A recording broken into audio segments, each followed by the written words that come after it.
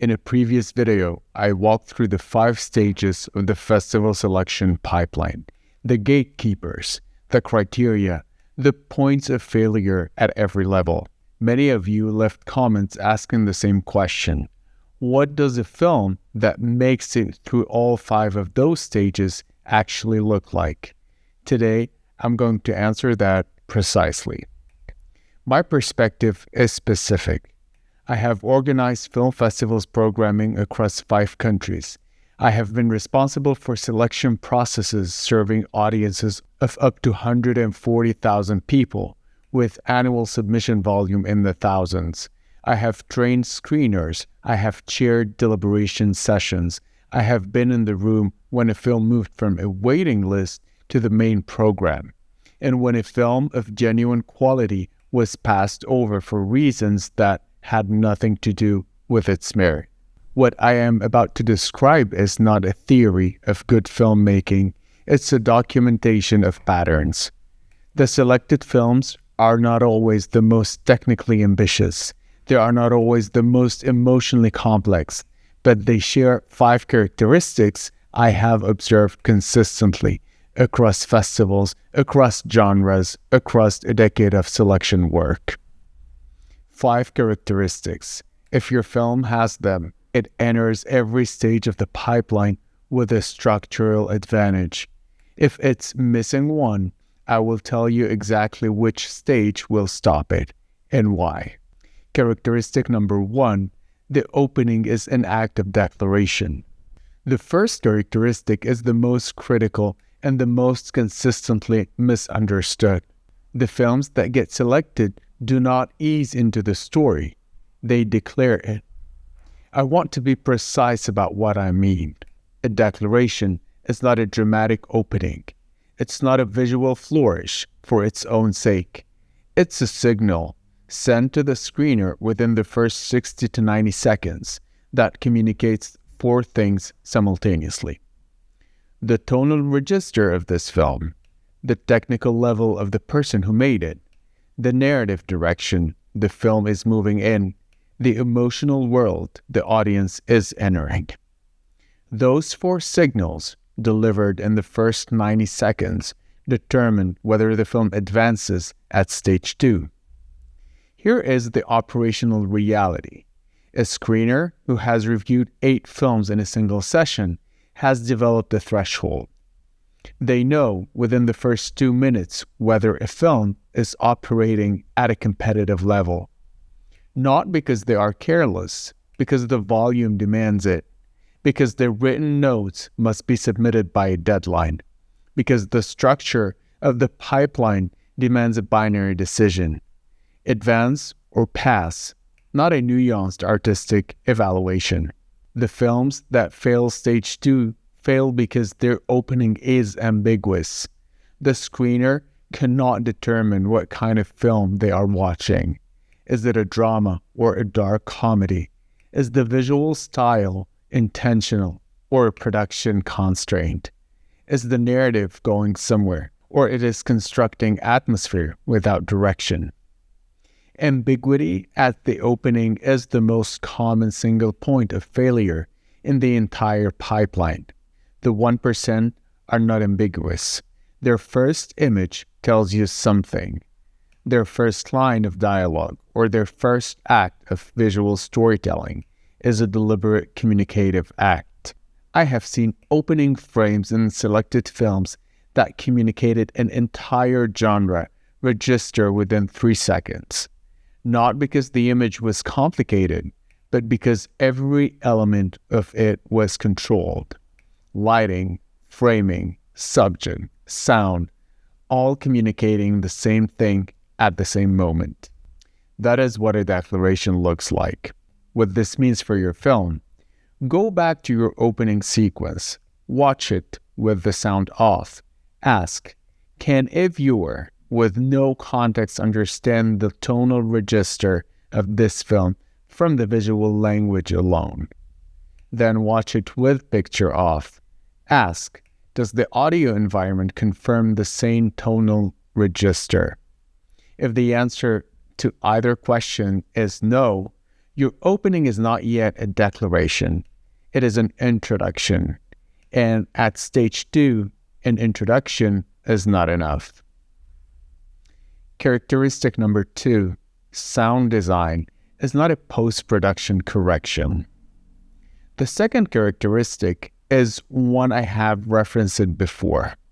I have watched it because more stage 2 and stage 3 failures than any other single technical element. Audio is 50% of cinema. When it breaks, the film breaks. I want to be more specific about what that means from the selection committee's perspective. A screener reviewing a film with compromised audio does not simply note it as a technical weakness. They experience it as a disruption that removes them from the film's world. As a screener who has been removed from a film is no longer evaluating it as an artistic work. They are evaluating it as a submission with a problem. The distinction is consequential. A film with controlled audio keeps the screener inside the experience. They evaluate the performance, the editing, the narrative structure. A film with compromised audio forces the screener to evaluate the compromise instead. What does compromised audio look like in practice? Room tone inconsistencies between cuts, dialogue recorded on location and patched with ADR that doesn't match the acoustic environment. Music added in post, mixed at a level that competes with dialogue rather than supporting it. Location noise that was not addressed during production and cannot fully resolved afterwards. None of these are theoretical problems. I have watched them end selections at stage 2 for films that were in every other dimension competitive. Films that deserved to advance. Films that didn't because their sound told the committee something different than their visual did. The films in the 1% treat sound design as production consideration, not a post-production correction. The acoustic world of the film was designed before the camera rolled. What this means for your film, your sound design decision begins at location scouting. What is the ambient noise of the environment? What will it cost to control it in production? What will it cost in post if you don't? These are not questions about budget. They are questions about whether your film will survive stage 2. Because a screener at a laptop with headphones will hear everything that was not addressed on the day. And once they hear it, they cannot unhear it. Characteristic number 3, narrative economy. The third characteristic is the one most difficult to reach and most immediately visible to a trained viewer. The films that get selected have narrative economy. Every scene exists for a reason. Every scene advances something. The story, the character, the emotional stakes, the thematic argument. There is no footage present because the filmmaker was attached to it. This is harder than it sounds. In 10 years of selection work, I have read hundreds of screener notes that used a version of the same phrase, promising, but the film doesn't know what it is. That phrase in selection context means the film contains scenes that belong to different movies. A dramatic scene followed by a tonal shift that wasn't earned. A character decision that doesn't track against what was established in the first act. A visual style that shifted because the shoot day changed and it wasn't addressed in the edit. Narrative economy is not minimalism. A film can be visually complex, emotionally layered, structurally ambitious, but still have economy. What it cannot have is waste. A selected film, when I evaluate it from a programming perspective, contains no scene I would remove. Not because every scene is perfect, because every scene is doing work. The question that produces narrative economy is not, do I like this scene? It is, what would the film lose if this scene weren't here? If the answer is nothing, if removing the scene changes nothing about the story, the character, or the emotional experience of the film, that scene is not yet earning its place. What this means for your film. Watch your current cut with that question running continuously. For every scene, what does the film lose without it? If you find yourself constructing a justification rather than answering the question, that scene requires a revision. Not necessarily removal, but revision. Because a scene that requires justification to survive is a scene that hasn't yet found its function. Characteristic number 4, tonal consistency. The fourth characteristic operates at a different level than the third, but it produces failure in the same stage. The film and the 1% maintain a consistent emotional register throughout. This does not mean the film cannot change emotionally. Drama requires emotional movement. What it means is that the tonal identity of the film, the emotional world it has established, remains coherent from the first frame to the last. I have watched films fail at stage 3 not because of technical weaknesses, but not because of narrative problem, but because they produced a tonal confusion in the secondary reviewer that could not be resolved. A film that establishes itself as a quiet psychological drama in the first act, and then introduces a sequence in the third act that reads as black comedy, has created a problem. Not necessarily a huge one, but a problem that requires the reviewer to make an interpretive decision about the film's intention. And under a compressed review window, interpretive uncertainty defaults to if-pass. The comedy deliberation conversation about a tonally inconsistent film typically sounds like this. The first half is strong, but I wasn't sure what to make of the ending. That sentence, expressed by two comedy members, is a functional stall, and a stall under time pressure becomes a weightless placement. If a tonal shift is intentional, a deliberate formal choice, it must be prepared. Audience must be given signals earlier in the film that this shift is part of the design.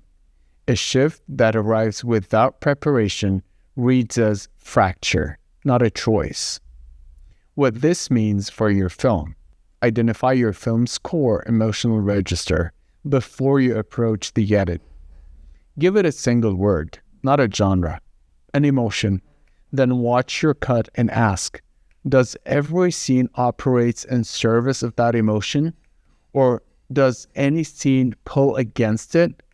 A scene that pulls against the film's emotional register without preparation is a tonal fracture. And a tonal fracture in the edit is almost always cheaper to address than a stage 3 rejection. Characteristic number 5, strategic submission, not broad submission. The fifth characteristic is the one most filmmakers treat as secondary. It's not about the film, it's about where the film is sent. The films in the 1% were submitted strategically. What that means precisely, the filmmaker researched each festival before submitting. They reviewed the past 2 to 3 years of the selections. They identified the programming identity, the genre tendencies, the tonal preferences, the geographic priorities, the runtime patterns, and they submitted the film where its specific profile fills a curatorial gap. A film that is excellent and submitted broadly to every festival with an open window will perform worse than a film of equivalent quality submitted deliberately to festivals whose programming identity aligns with it. I know this because I was in the rooms where those decisions were made. A committee that has already confirmed 2 films with a similar tonal register views a third as redundant, regardless of its individual merit. That same film, at a festival that hasn't addressed that emotional territory becomes a necessary addition to the program. The film is identical. The strategy position of the submission is not. A broad submission strategy is expensive in 3 ways. In submission fees, which accumulate quickly, in time because following up, managing correspondence, and tracking responses is a real operational cost. In the moral cost of rejection letters from festivals where your film was never the right fit. Not because your film was inadequate, not because the research wasn't done.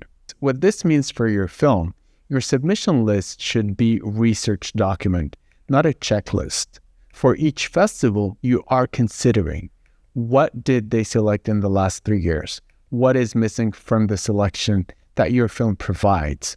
Can you state in a single sentence why your film belongs in their program? If you cannot answer that question for a specific festival, you are submitting into uncertainty. And uncertainty is not a strategy. The submission blueprint.